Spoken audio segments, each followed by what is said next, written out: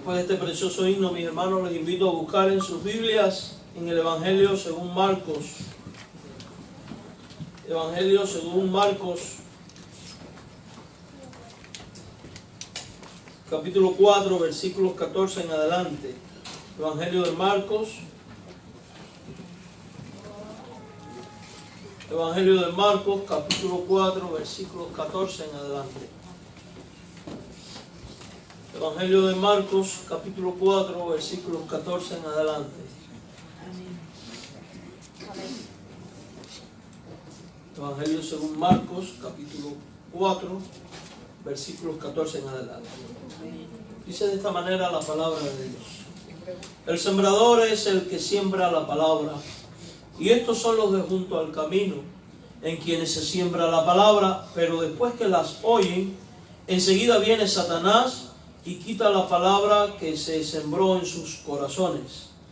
Estos son asimismo los que fueron sembrados en pedregales, los que cuando han oído la palabra al momento la reciben con gozo, pero no tienen raíz en sí, sino que son de corta duración, porque cuando viene la tribulación o la persecución por causa de la palabra, luego tropiezan. Estos son los que fueron sembrados entre espinos, los que oyen la palabra, pero los afanes de este siglo, el engaño de las riquezas y las codicias de otras cosas entran y ahogan la palabra y se hace infructuosa. Y estos son los que fueron sembrados en buena tierra, los que oyen la palabra y la reciben y dan fruto a 30, a 60 y a 100 por uno. Oramos. Gracias, Señor nuestro Dios, te damos por esta tu palabra. Suplicamos que sea tu Espíritu Santo quien nos dirija en su exposición y también prepare nuestros corazones para recibir las enseñanzas que de ella emanan. Sé tú hablando, Señor, sé tú ministrando a cada corazón que va a ser partícipe de este mensaje. Quita lo humano, quita lo terrenal, sé tú iluminando nuestras vidas. En el nombre de Jesús te lo imploramos. Amén. Mis amados hermanos, hemos titulado este mensaje Evaluando su vida espiritual. Al examinar la Escritura descubrimos que existen dos tipos de personas. Aquellas cuyas vidas están bajo el señorío, bajo el liderazgo y bajo el control del yo, lo cual desemboca en un estilo de vida caótico, carnal y agobiado. En contraste con esta existe la vida bajo el señorío, autoridad y liderazgo de Cristo, la cual es la vida típica de una persona espiritual, de una persona balanceada, de una persona ordenada espiritualmente hablando, poseedora de un gran potencial para desarrollar una vida plena, una vida abundante, tal y como habló Jesús. Y él dijo que el que bebiera de su agua, de su interior, correrían ríos de agua viva. Jesús mismo, amados hermanos, se encargó. Todos nosotros hemos oído la parábola de Marcos, del 3 al 20, del sembrador. Y en el texto que acabamos de leer podemos ver la explicación que dio Jesús a la parábola, porque él mismo se encargó de explicarnos lo que significa la parábola en sí. Y cuando nosotros estudiamos esta parábola podemos ver 4 tipos de personas, 4 tipos de corazones. Y esto debe motivarnos a examinarnos a nosotros mismos. Yo quiero que esta mañana usted, al ir viendo cada persona, cada texto de la Biblia, lo haga no pensando en otro que no sea usted, para llegar a esta respuesta. ¿Cuál de estos 4 soy yo? ¿Cuál de estos 4 soy yo? Poder identificar en qué posición está usted para que pueda entonces usted escalar a la posición donde Dios lo quiere tener. Porque lo cierto es que uno no crece, uno no madura, uno no avanza en la vida hasta que uno no reconoce por sí mismo, evidentemente bajo la dirección del Espíritu Santo, cuáles son nuestras debilidades, cuáles son nuestras flaquezas y cuál es la realidad de nuestra vida ante los ojos de Dios. Al leer Marcos 4:14 dice la Biblia, el sembrador es el que siembra la palabra. Si usted contrasta esto con el otro texto, había dicho que el sembrador salió a sembrar. Y ahora Jesús está explicando que el sembrador es el que siembra la palabra. Descubrimos que la semilla de la cual habla esta parábola no es otra cosa que la palabra de Dios. Es ese libro maravilloso que Dios en su infinita voluntad le ha permitido tener a usted y que tenemos en distintas ediciones y en distintas versiones, y que está muy a la mano para el creyente del siglo XXI. Entonces, es esto la semilla, que por ser de Dios, entonces es necesaria para ti y para mí, es necesaria para todo ser humano. Porque lo cierto es que cada ser humano necesita de la palabra de Dios, necesita el mensaje de Dios, necesita el alimento de Dios. Jesucristo mismo dijo que no solo de pan vive el hombre, sino de toda palabra que sale de la boca de Dios, mostrándonos la Escritura como alimento para la vida, especialmente para la vida del creyente. Y es necesaria porque por medio de la palabra se nos revela a Dios. Podemos conocer a Dios, porque la Biblia habla de Dios. La Biblia declara el carácter de Dios, la persona de Dios, que es santo, santo, santo, que se goza con los obedientes, que se entristece con los desobedientes, que espera ser honrado en todas las cosas, etc. También la Biblia revela la condición pecaminosa del hombre, revela la realidad de lo que somos. Y lo cierto es que todos a diario cometemos errores y pecados. Porque dice la Escritura que el pecado es saber hacer lo bueno y no hacerlo. Dice la Escritura que el pecado es no obrar en fe. Dice la Escritura que el pecado es violar los mandamientos divinos. Y cada uno de nosotros, la gran realidad es que en el diario vivir, o no obramos en fe, o no hacemos lo que debíamos haber hecho, o violamos la palabra de Dios. Pero solo cuando vamos a la Escritura y leemos el texto es que somos confrontados con nuestra realidad. Entonces, la Biblia nos confronta con nuestra realidad pecaminosa. También nos confronta con la realidad de que los que hemos creído en Cristo somos nuevas criaturas. Con la realidad de que los que hemos creído en Cristo tenemos los recursos de Dios para no vivir más en el pecado. Tenemos los recursos de Dios para seguir adelante en la vida, para crecer, para madurar, para vivir de victoria en victoria, porque al final este es el tipo de vida que Jesús quiere que tú y yo tengamos, una vida victoriosa. De hecho, es una vida que Jesús quiere que sea abundante en nosotros. Si usted lee el Evangelio de Juan en el capítulo 10, en el versículo 10, él dice que los falsos maestros, que son el ladrón, vienen a hurtar, matar y destruir, pero que Él, Jesucristo, vino para que los creyentes tuvieran vida y tuvieran vida en abundancia. Por tanto, el deseo de Dios no es que usted viva en una vida de derrota, sino en una vida de victoria. Y la Biblia revela los recursos que Dios nos ha dado para tener esa vida victoriosa. Además de ello, la Biblia nos revela cómo el hombre puede ser librado de la consecuencia del pecado, cómo experimentar salvación, cómo experimentar vida eterna. La palabra de Dios nos revela a Cristo, el Salvador, al que perdona, al que salva, al que libera, al que transforma, al que nos acompaña día a día hasta el fin de los tiempos, al que intercede por nosotros ante el Padre como sacerdote, dice la Escritura, al que viene pronto, al que fue a preparar morada en los cielos para que donde Él esté nosotros podamos estar, y en fin, revela todo acerca de Jesucristo. Eso quiere decir que todo cuanto una persona necesita saber en materia de fe, práctica y aún de ética, moral y en todas cuestiones de la vida, la Biblia tiene la respuesta.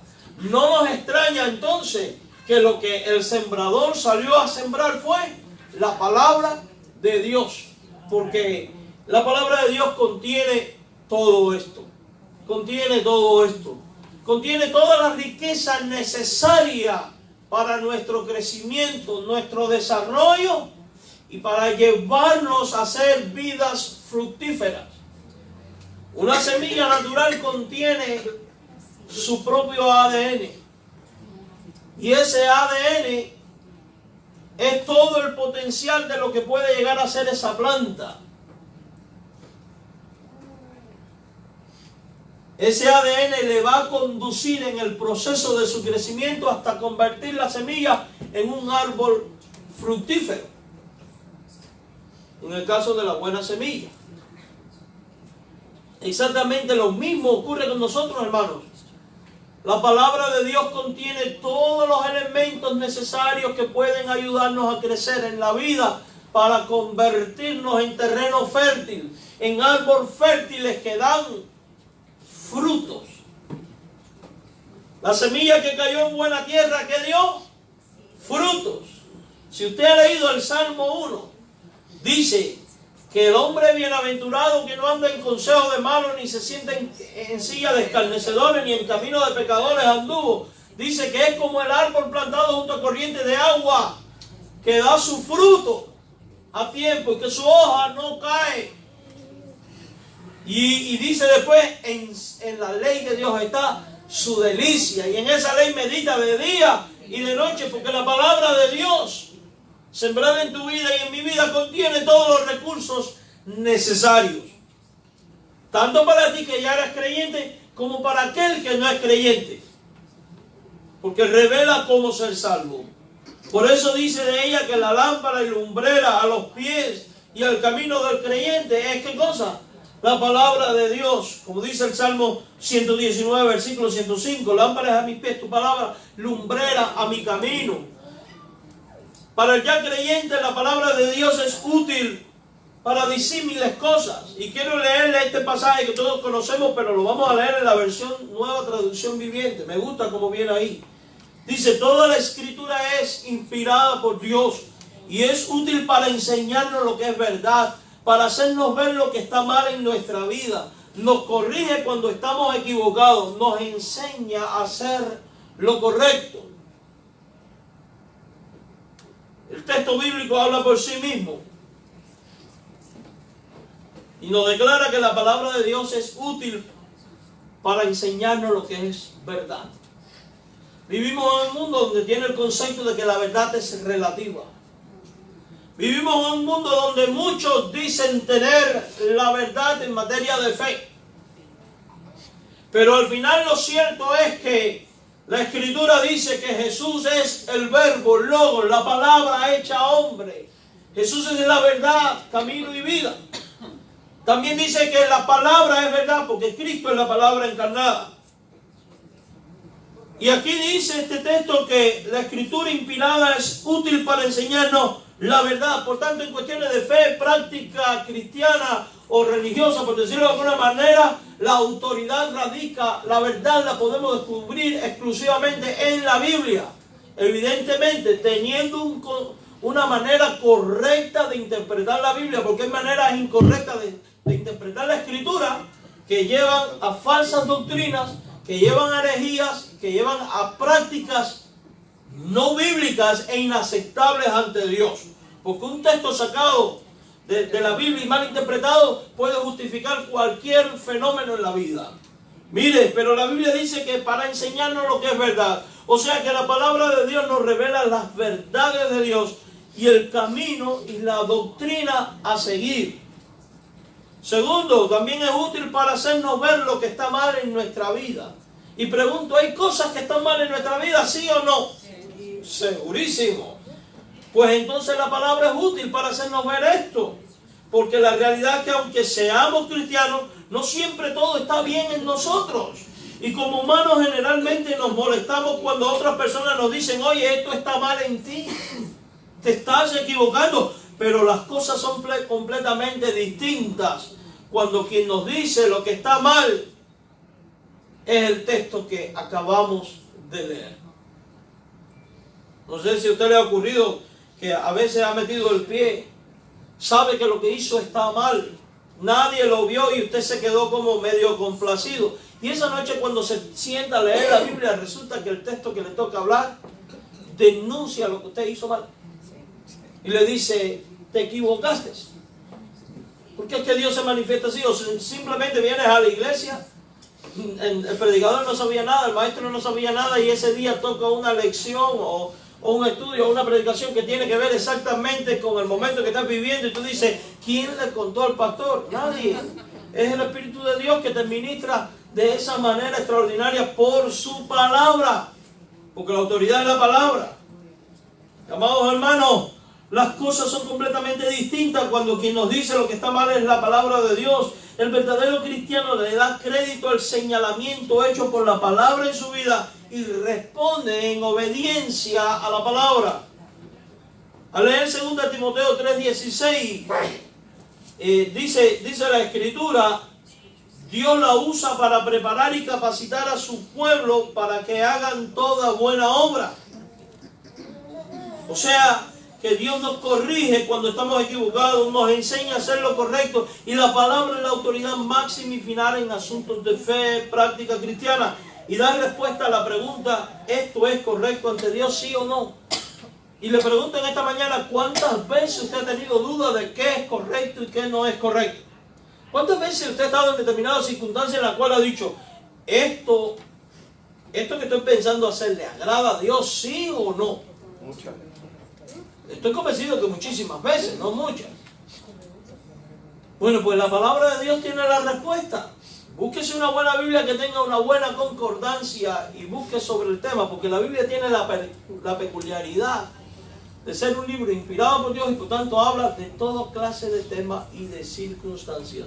Aún en aquellas cosas en las cuales no hace mención por conciencia, nos deja saber que en la vida hay cosas que son convenientes y cosas que no son convenientes. Por eso dice, todo me es lícito, pero no todo me conviene. Y cuando aquellas cosas que no son convenientes tocan a mi puerta, lo mejor es que rechazarlas, ¿verdad?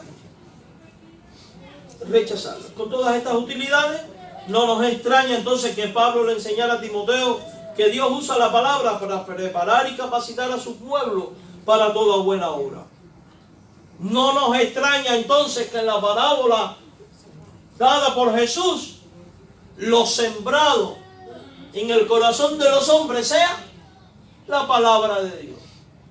Porque dice, el sembrador salió a sembrar. Y luego dice la interpretación que la semilla es la palabra. ¿Verdad? En el verso 14. O sea que el sembrador es el que siembra la palabra, es el creyente, el predicador, lo sembrado en la Biblia. Y si usted se da cuenta, nuestro compromiso en la vida cristiana es sembrar la palabra de Dios. Somos llamados a sembrar la palabra. Hoy en día hablamos de evangelio de prosperidad, por ejemplo. Lo oímos, muy común. Pero la Biblia no habla de un evangelio de prosperidad, la Biblia habla de sembrar la palabra. Evangelio de la liberación, muy común en Sudamérica. Que no es más que una especie de comunismo adaptado al campo teológico.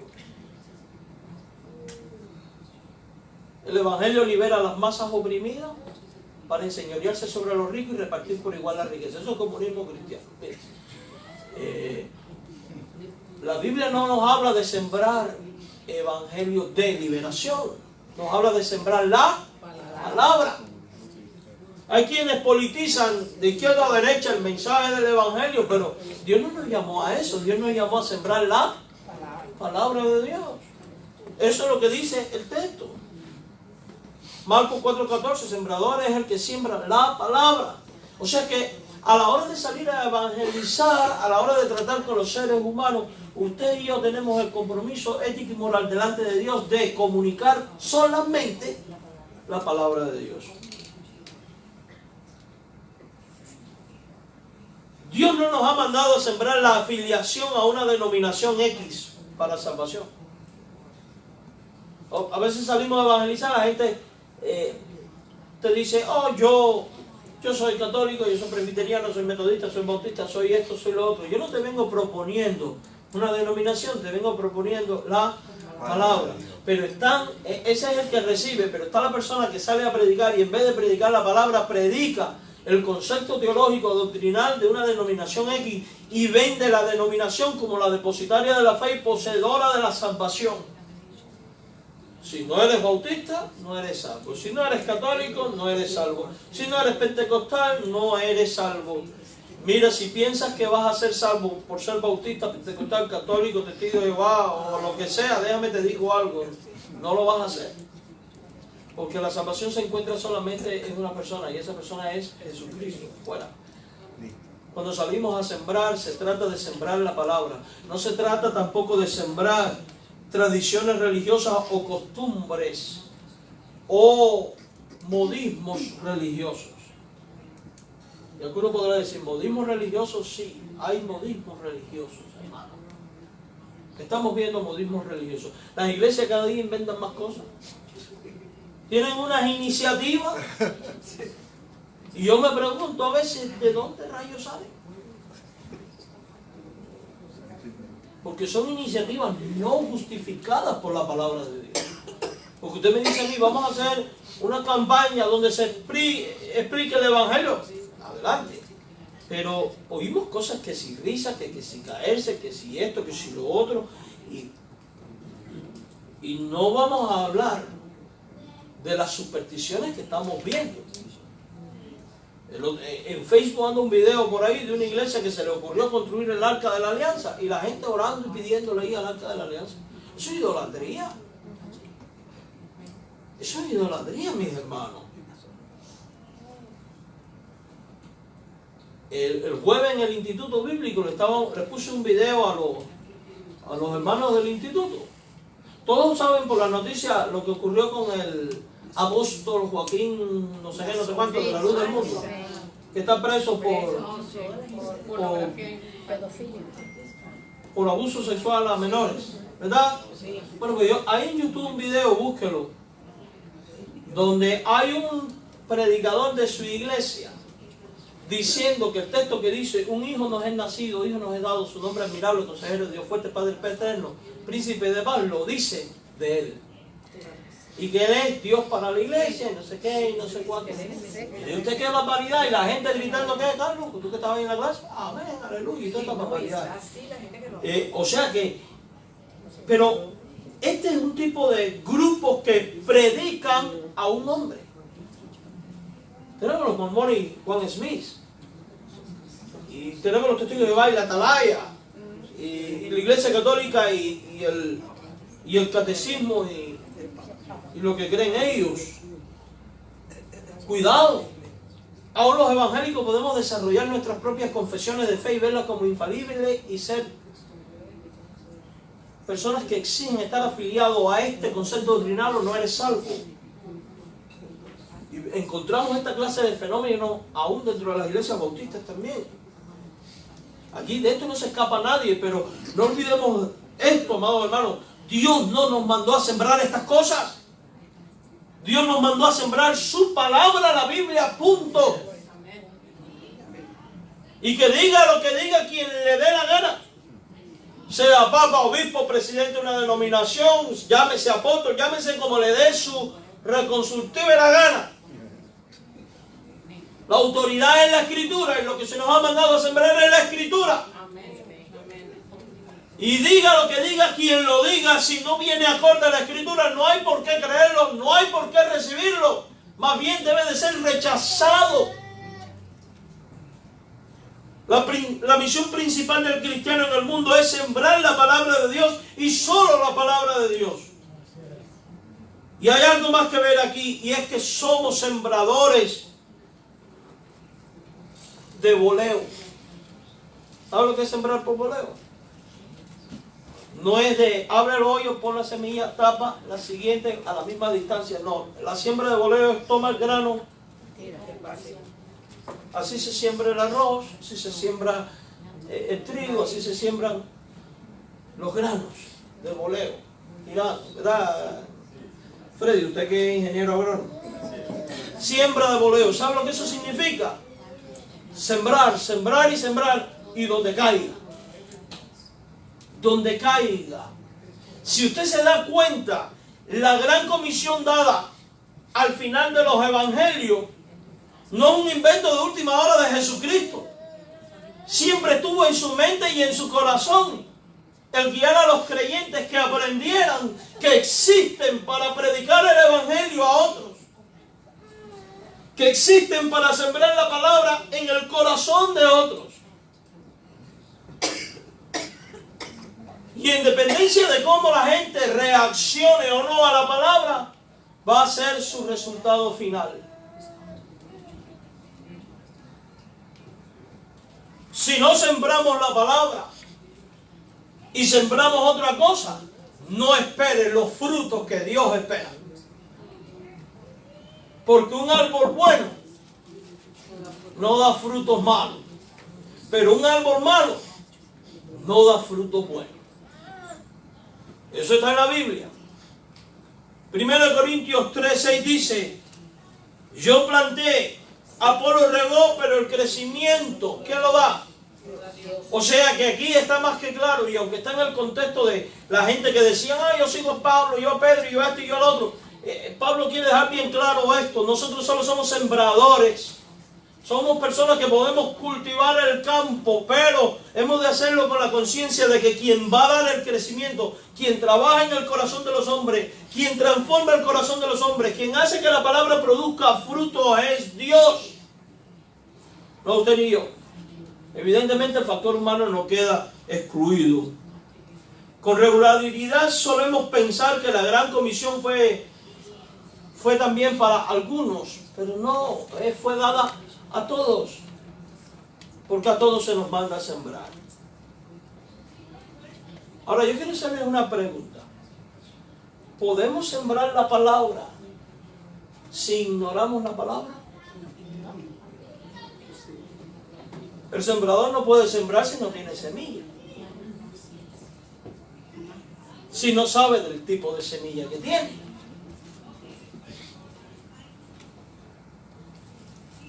Voy a cosechar frijoles. Déjame sembrar estas semillas de aguacate. No es lógico, ¿verdad? Diríamos que burro. Jesucristo, con la parábola del sembrador, también, nos ubica en esto: el que siembra es creyente, los sembrados de la palabra.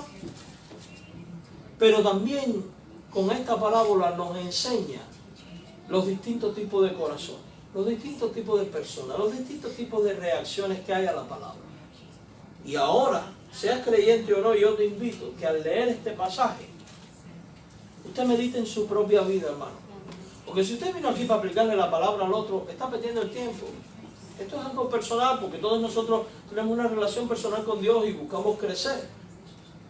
Hay 4 tipos de corazones.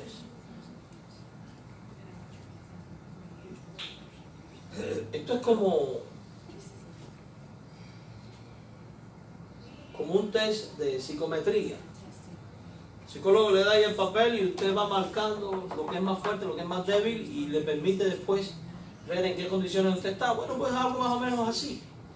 Los 4 terrenos son 4 tipos de corazones, y es bueno que usted marque en cuál está usted para que pueda crecer. Por eso la Biblia va a hablar ahora de los tipos de tierra.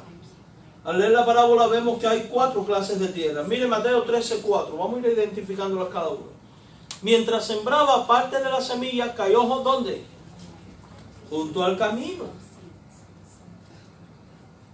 O sea que está el tipo de gente que es como los de junto al camino, ¿verdad? Dice Mateo 13:5. Parte cayó en pedregales. O sea, la tierra que es puro pedregal, que es pura piedra. El terreno que es pura piedra. Está la tierra, y dice que Mateo 13:7, parte cayó entre espinos. O sea, habla de la tierra que es fecunda para espinos y malas hierbas. Todos sabemos que hay un tipo de tierra que siempre está llena de malas hierbas. Y en cuarto lugar, dice, parte cayó en buena tierra y dio fruto. O sea, la buena tierra, la cual es fecunda. Hay estos 4 tipos de tierra. Ahora vamos a ver cómo Dios hace para que la tierra sea productiva. Al comparar los textos bíblicos podemos identificar qué representa cada tierra. Mateo 13:4 dice: mientras sembraba, parte de la semilla, pudiéramos decir parte de la palabra de Dios, cayó junto al camino. vinieron las aves y la comieron. Cuando Jesús explica esto, dice en Mateo 13, del 18 al 19, oí vosotros la parábola del sembrador. Cuando alguno oye la palabra del reino, y escucha esto, cuando uno ¿qué? Oye, y no la entiende, o sea, oye y no entiende, ¿qué pasa? Viene el malo. ¿Quién es el malo? Satanás. Arrebata lo que fue sembrado, lo quita, lo que fue sembrado en su corazón. Y cuando dice en su corazón es porque las tierras representan el corazón de quién? De los hombres. O sea, uno sale a evangelizar, siembra la palabra en el corazón, pero hay un tipo de persona que oye la palabra, es ese que te recibe, que te dice sí, pero no la entiende. Y por tanto, luego el diablo viene, quita el mensaje y esa persona, pues no hay cambio en su vida. No hay cambio en su vida.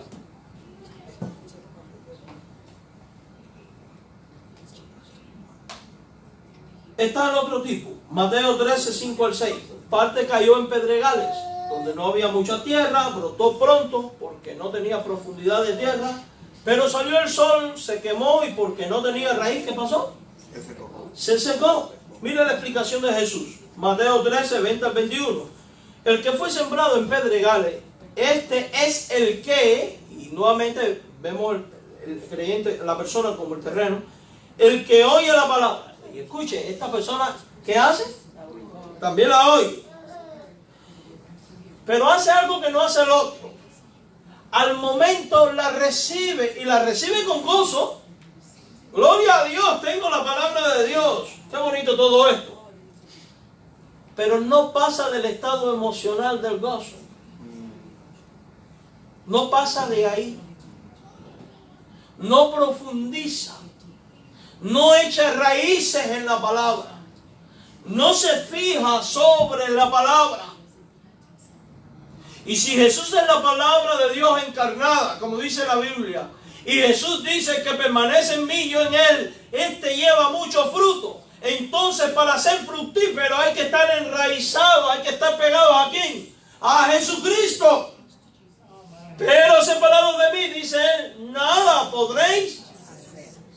No nos extraña entonces que esta persona no pasar del sentimiento emocional por haber oído la palabra, al no haber enraizado su vida en Jesús, al no haber anclado su alma en Cristo, le ocurre lo que dice que le va a ocurrir. Recibe con gozo, pero no tiene raíz en sí, sino que es de corta duración. No está hecho para la eternidad. Porque, y esto nos demuestra algo, el emocionalismo religioso no es conversión. El emocionalismo religioso es temporal. Por eso este tipo de persona que es puro emocionalismo, al no tener raíz, dice que al venir la aflicción, porque amados hermanos, ser cristiano no significa de que no vas a tener aflicciones en la vida. Ser cristiano no significa de que no vas a pasar por tribulaciones. Porque Jesús mismo dijo con toda claridad que a través de muchas tribulaciones es necesario que nosotros entremos en el reino. Y él mismo dijo, en el mundo tendréis aflicción. Claro, usted y yo sabemos que también declaró, no temáis, yo he vencido al mundo. Y si el mundo está vencido, pues también están vencidas las aflicciones, porque las aflicciones pueden tener victoria en Cristo. Pero ¿cómo va usted a tener victoria en Cristo sobre las aflicciones si usted no está anclado en Cristo? Entonces esto nos permite ver que a Cristo la palabra no se le recibe por emocionalismo, tiene que ser por convicciones. Tiene que ser conversión real. Porque cuando vienen las aflicciones o la persecución, porque ser cristiano implica ser perseguido, y hay varios tipos de persecución. Está la persecución abierta, que son estos países donde dicen no queremos cristianos aquí, mátenlos a todos. Y está la persecución discreta, como ocurre en este país. Toda religión puede decir y hablar lo que quiera en una escuela, menos los cristianos. Todo el mundo puede manifestar y proyectar la religión que quieran, menos la cristiana. Porque eso de libertad religiosa medio que es más historia que otra cosa, la gran realidad. Cuando alguien te coacciona o te juzga o te condena o arremete contra ti porque tú sostienes un principio bíblico determinado, eso es persecución religiosa. Y va a venir en aumento y va a venir acá, porque cuando los gobiernos empiecen a aprobar como leyes la aceptación de lo que es pecaminoso y el creyente denuncie y diga esto, aquello y lo otro es pecado, usted va a estar yendo contra la ley, entonces usted va a ser perseguido por su fe y su doctrina. Y ahí es donde es necesario obedecer primero a Dios y a los hombres. El que no está anclado en Jesucristo, el que no ha echado raíces en Jesucristo, sabe lo que va a pasar cuando esto venga. Lo mismo que a esta persona. Por no tener raíz, porque su evangelio era puro gozo y puro aleluya y puro gloria a Dios y puro superficialismo, va a terminar seco. Y entienda, amado hermano, que el deseo de Dios no es que tú lleves una vida seca. El deseo de Dios es que de ti corran ríos, fuentes que salten para vida eterna. Ese es el deseo de Dios. Así que si tú eres alguien que solo estés comprometido emocionalmente con el evangelio, es tiempo de que empieces a echar raíces en Cristo. ¿Cómo se echa raíces en Cristo?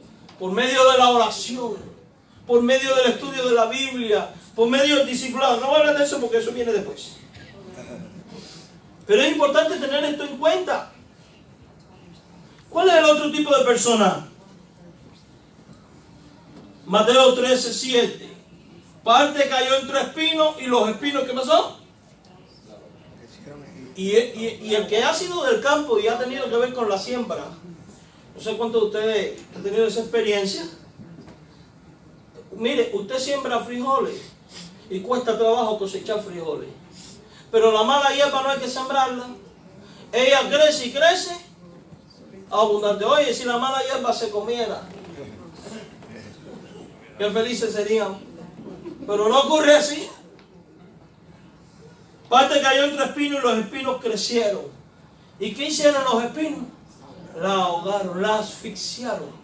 Porque una planta necesita del sol para su proceso de fotosíntesis. Al no tener sol se asfixia, muere. Bueno, pues ¿qué explicó Jesús al respecto? Mateo 13, 22. El que fue sembrado entre espinos, este es el que oye la palabra. O sea, que tiene en común con el otro que también es. Escuchen. Pero, este no tiene... esta persona oye, esta es la persona que te recibe. Ah, sí. Pero, el afán de este siglo, el engaño de las riquezas, ahogan la palabra y se hace infructuoso. Lo ahoga las cosas del mundo. Lo ahoga, lo mata.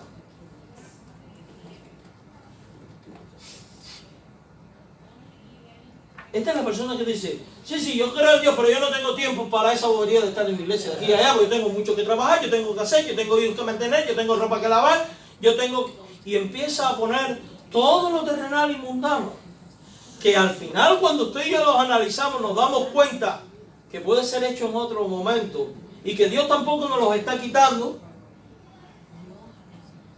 La persona que es como la tierra fecunda para los espinos, malas hierbas, son las personas que oyen la palabra, pero es tan materialista, vive tan enfocado en los asuntos propios de la vida, en las cosas terrenales, y en su momento en lo material, y todo esto termina ahogándole. Aquello para lo que vive termina siendo su veneno, por decirlo de alguna manera. Mateo 13:8. Pero parte cayó en buena tierra y dio fruto, cual a 100, cual a 60, cual a 30 por uno. La persona que es buena tierra es aquel que oye la palabra.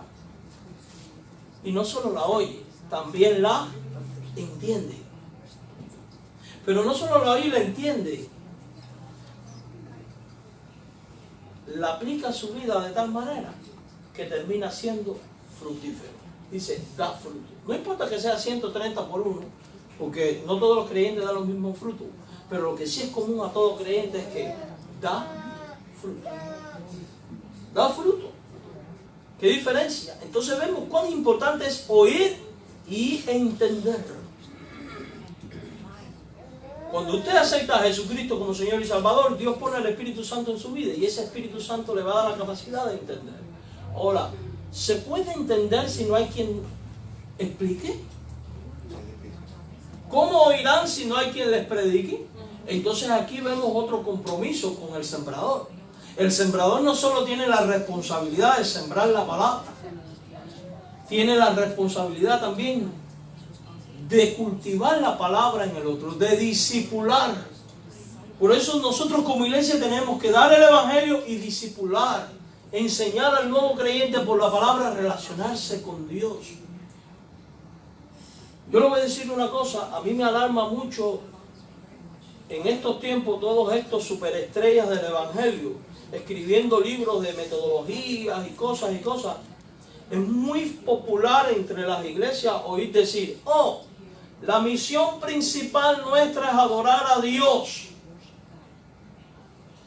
vivir en comunión, el servicio cristiano, la educación y la proclamación. Sí, hay que adorar a Dios, hay que tener comunión, hay que ser servidores, pero le voy a decir algo. Por la palabra de Dios, yo veo que la insistencia de Cristo es que la obra mayor a la que se debe dedicar el cristiano es a sembrar y cultivar la palabra, en hacer discípulos. Porque aunque los creyentes oraban, hacían esto, aquello y lo otro, lo cierto es que cuando vino persecución en Jerusalén, allí en el libro de los Hechos, dice que ellos se esparcieron y llevaron ¿qué? La palabra. Llevaron la palabra. Dios quiere que seamos fructíferos, hermano. Es importante que usted como creyente entienda que Satanás siempre va a intentar quitar la palabra de Dios de tu corazón, tal y como lo hace con la tierra junto al camino. De hecho, Satanás lo intentó con Jesucristo. ¿Recuerdan la tentación? Lo hace con todo aquel que está escuchando el evangelio y lo va a intentar contigo. Y de hecho día a día va a intentar quitar la palabra de Dios de tu corazón. Pero eso Dios te dice por medio de su palabra. Ahí en Hebreos 13:15. Por lo tanto, por medio de Jesús, ofrezcamos un sacrificio continuo de alabanza a Dios, mediante el cual proclamamos nuestra lealtad a su nombre. Para que Satanás no pueda quitar la palabra de Dios de tu corazón, es necesario que te enfoques en la vida cristiana de tal manera que en todo tiempo puedas ser hallado leal al nombre de Cristo, cimentado en Cristo. Para eso es necesario ofrecer al Padre sacrificio continuo de alabanza, ofrecer tu vida en sacrificio a Dios. Es poner a Dios en el centro de tu corazón como Señor de tu vida. También es importante que usted como cristiano sepa que a su vida van a venir tentaciones, van a venir pruebas, y con las mismas el maligno va a intentar que usted tropiece alejándose de Dios, como el terreno del pedregal. Y de ahí la importancia que tiene desarrollar principios, desarrollar convicciones bíblicas y aferrarse a las verdades que revela la palabra de Dios con respecto a estos momentos de prueba y de tentación. ¿Y qué es lo que dice la Biblia al respecto? Mire 1 Corintios 10:13. No os ha sobrevenido ninguna tentación que no sea humana. Tentaciones van a venir, ¿verdad? Pruebas van a venir. Pero fiel es Dios, que no os dejará ser tentado más de lo que podáis resistir, sino que dará también juntamente con la tentación la salida para que podáis soportar. O sea que ninguno de nosotros, siendo terreno de piedra, le va a poder decir a Jesús en el día del juicio: es que las tentaciones me vencieron. Porque Dios dice que con la prueba da la salida. Toda tentación, hermano, es humana. Lo dice ahí: no os ha sobrevenido ninguna tentación que no sea humana. Y esto hay que entenderlo bien. Toda tentación es humana, o sea, les ocurren a todas las personas, no solamente a ti. No eres el único en ser tentado y probado. La tentación es algo común. Es ese intento que hace Satanás para seducirte, para que tú peques. De hecho, Jesús, que es Dios hecho hombre, el Hijo de Dios, el Mesías, el diablo se atrevió a intentarlo con él, y si lo intentó con él siendo Dios, ¿qué podemos esperar tú y yo? Entonces, cuando seas probado, no digas, es que mi prueba. No, no eres el único. De hecho, hay otro que ha sido probado más fuerte que tú. Siempre hay uno que ha sido probado más duro que tú. Es la realidad. Dios es, en su fidelidad, en su compromiso de salvación contigo, dice que no permitirá que usted sea tentado más de lo que humanamente no puedas resistir. Eso quiere decir que con la ayuda de Dios, toda tentación que te sobrevenga podrá ser vencida. Él tiene límites establecidos para ti. Y no le permite a Satanás pasar los límites. ¿Sabe lo que esto implica? Que si tú estás siendo tentado hasta este nivel, es porque Dios ya te ha dado la fuerza y la capacidad de ser victorioso sobre ese nivel. Tú eres más fuerte que eso. Si te agarras de Dios, si te aferras a los recursos de Dios, si tienes tu vida cimentada en Dios, de lo contrario, te vas a secar como la semilla entre piedras. Toda tentación es humana. La tercera cosa que necesitas saber es que el diablo te tienta, pero insofacto, dice junto con la tentación, el diablo te tienta, pero insofacto Dios hace acompañar esa tentación con la salida. Esa salida que te capacita y te faculta para poder soportar. Entraste en la tentación, pero recuerda esto: hay una puerta trasera, hay una salida, y esa salida es en Dios. Hay una salida. Estás siendo tentado, es tiempo de orar, es tiempo de humillarte ante tu Dios, es tiempo de ayunar. Eso no nos gusta. Tiempo de buscar el rostro de Dios. El segundo texto que encontramos en Proverbios 29-25, que tiene que ver con esto, dice: el temor del hombre pondrá lazo. El miedo lo que hace es ahorcarnos. Pero dice el proverbio: mas el que confía en Jehová será exaltado. Si eres puesto a prueba o tentado, es tiempo entonces de poner tu confianza en Dios, no en ti, no en el hombre, no en la religión, solo en Dios, porque el que confía en Dios será exaltado, será puesto en alto. Cuando el maligno quiere hacerte mirar a las cosas propias de este mundo, cuando el maligno quiere hacerte mirar a lo material, trayendo a tu vida ambición, deseo por lo material, afán por lo que no tienes, recuerda que esos son señales de que los espinos están creciendo a tu alrededor. Por tanto, es tiempo de considerar 1 de Pedro 5:7, echando toda vuestra ansiedad sobre Él, porque Él tiene cuidado. Es tiempo de recapacitar, es tiempo de reflexionar en que tu Dios cuida de ti y va a proveer todo lo que tú necesitas. Busca primero el reino de Dios y su justicia, y las demás cosas serán ¿qué? Añadidas. Eso es promesa de Dios, y Dios es fiel en cumplir sus promesas. Es tiempo de echar tu ansiedad sobre Dios, de dejar de afanarte de lo terrenal, de lo material, porque el Dios de los cielos, creador y dueño de todo lo existente, ha prometido tener cuidado de ti, y ciertamente lo tendrá.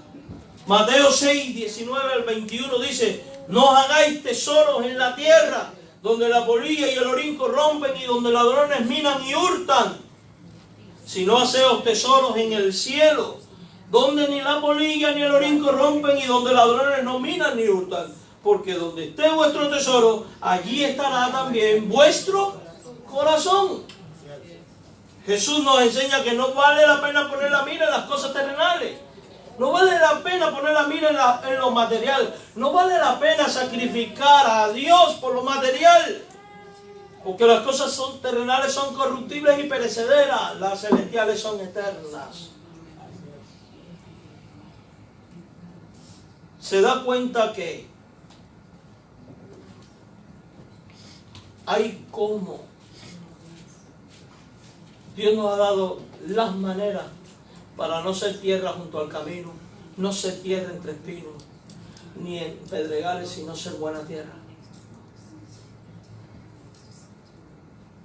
Los que fueron sembrados en buena tierra, los que oyen la palabra, reciben, dan fruto. La condición para dar fruto abundante es oír. Sé siempre alguien que oye la palabra. ¿Por qué dice oír? Porque los hebreos no leían en silencio. Eso no era costumbre de ellos, leían en alta voz. En alta voz. Recuerden, no todo el mundo tenía una Biblia en aquellos tiempos, eran unos rollos muy costosos. Entonces había un tiempo en la sinagoga donde se leía la palabra y había que estar atento, porque después Rabí iba a explicarla. Bueno, en la iglesia era lo mismo. En la iglesia había un momento para la lectura de la Escritura y después el pastor la explicaba. Por eso hay que oír. Pero hay que ir más allá, hay que recibir. Es decirle bienvenida. Y no una bienvenida hipócrita, sino una bienvenida real. Bienvenida a mi vida. Quiero vivir conforme a esto. La que cayó en buena tierra son los que con corazón bueno y recto. Mire, corazón bueno, recto. Retienen la palabra. La retienen. Y la consecuencia de retener la palabra, de obedecer la palabra, ¿cuál es? Dan frutos. Ahora mire, me encanta esto. Con perseverancia. O sea, que no da una aparición y se acabó. Sino que continuamente dan frutos. De ahí la importancia que tiene. ¿Qué tipo de terreno representa tu vida actualmente? Es algo muy suyo. ¿Qué tipo de terreno desea usted que su vida represente? ¿Qué cambio debe tener el terreno de tu vida para convertirte en buena tierra y convertirte en alguien fructífero? Eso es algo que solo tú le puedes dar respuesta. Yo solo te puedo decir que en Dios hay la oportunidad de ser buena tierra y de ser fructífero. Cree en el Señor Jesucristo, cimenta tu vida en Él, echa raíces en Él y verás esto en tu vida. ¿Ven? Que el Señor les bendiga y vamos a orar. Gracias por esta mañana, Padre amado, y la bendición de poder escuchar tu palabra y también la exposición de la misma. Ayúdanos, Padre Celestial, para que en todo momento caminemos contigo. Oro por aquellos, oh Padre, en los cuales la palabra está siendo sembrada, para que, oh Padre Celestial, no sean tierra del camino, no sean pedregal ni de mala hierba, sino tierra fecunda para vida. Oh Padre Celestial, que en este proceso de siembra tu palabra no vuelva vacía. Haz que corra como un río, Señor, llenando cada alma y cada corazón para gloria de tu nombre y edificación de la vida de Dios. Danos tu bendición, Jesús. Danos tu bendición, Padre. En el nombre de Jesús oramos pidiendo estas cosas, dándonos tu bendición y llévanos conmigo a nuestro hogar. Amén. Cantamos, hermanos. Porque